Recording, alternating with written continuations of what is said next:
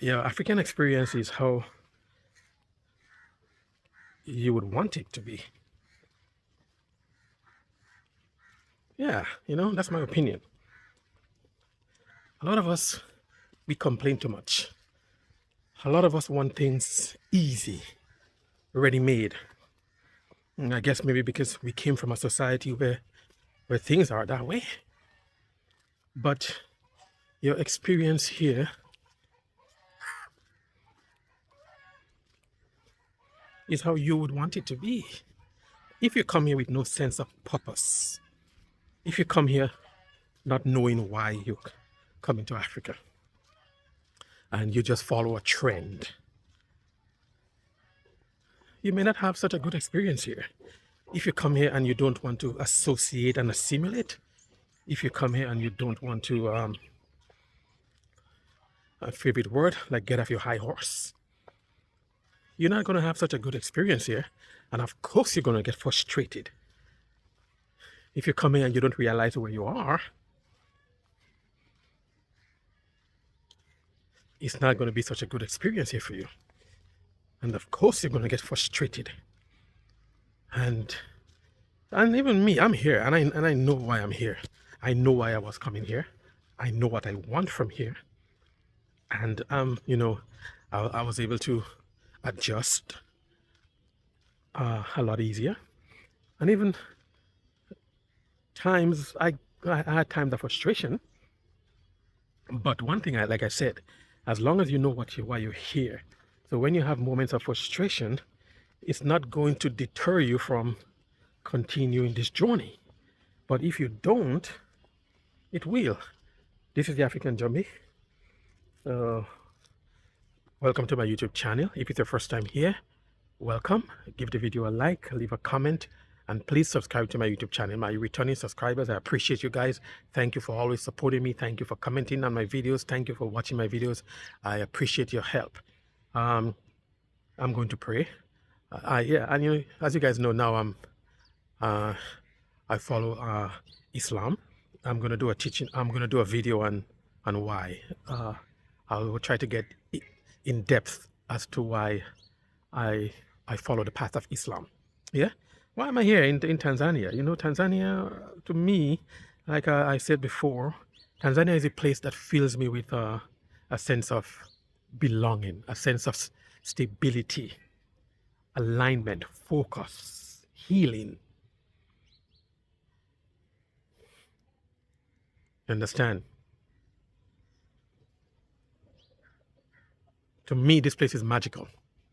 You may not have the same experience here. That's understandable. But we come from a place where everything is handed to us, yeah? Everything is made easier. And a lot of us coming from that environment cannot survive here. Because here is like dog eat dog, you have to survive. And you have to, the limited resources that are here, you have to struggle to like get a piece of it. And a lot of stuff, does not trickle down. It stops, with the elites and those at the top. So a lot of us coming here may not be able to survive in this environment. You come from a place where, you can flick the switch and you have a constant flow of power. You can drink the water from the tap if you so desire. I did in like Toronto. I would open the tap, like let it run, and I just fill a glass and drink water. You can't do that here, right? You can do that here. But when you get over those hurdles and you know the reason why you're here, what are you getting from your African experience? For me, man, my house, I have a 2-bedroom house, 2 bedrooms, 2 bathrooms, air conditioned, everything. I pay $185 a month in rent, right? I have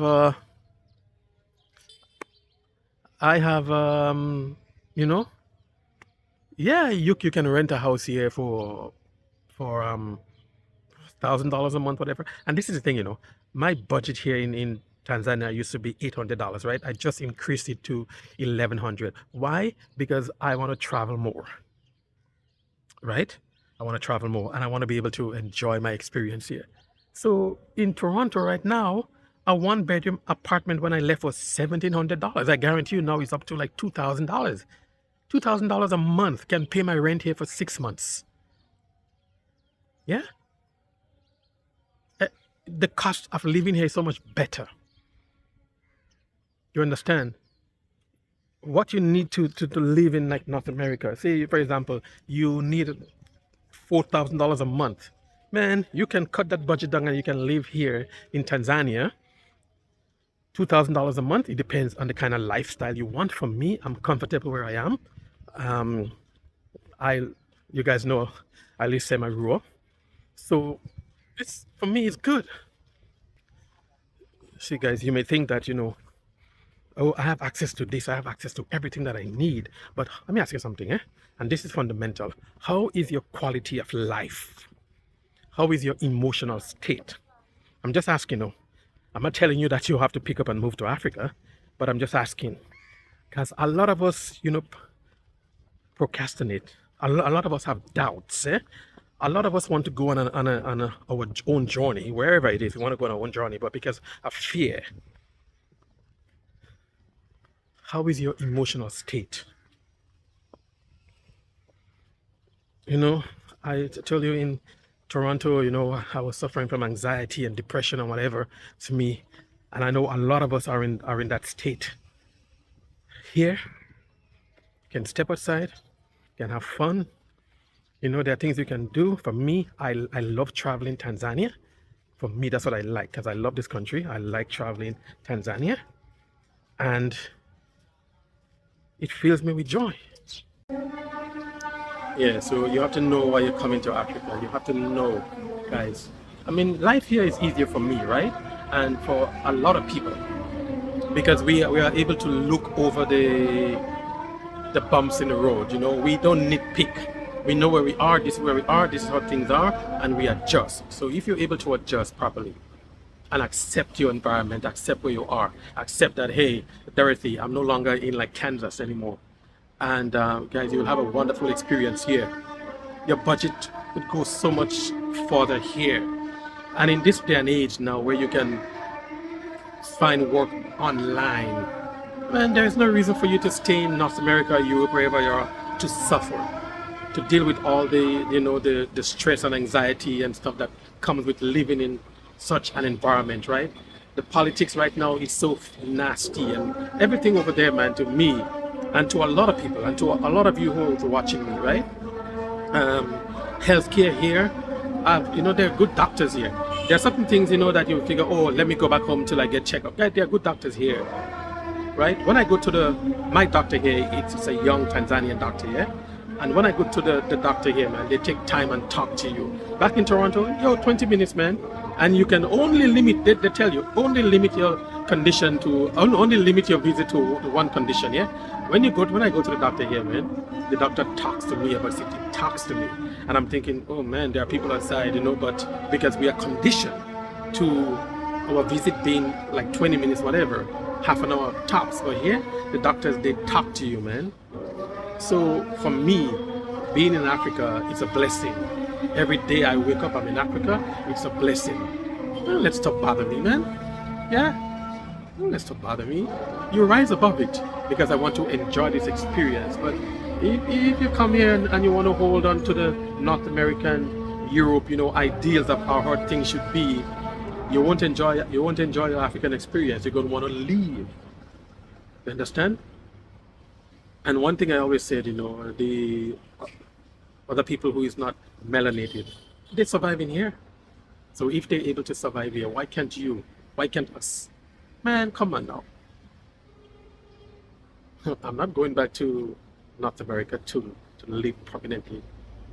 I'm not going back to North America to live permanently, man. It can't happen, I say never, but guys, I don't see that happening, I'm not saying that I'm like Tanzania would be my home forever. Who knows? I don't know. But one thing I know for sure, the rest of my life will be spent on the continent of Africa.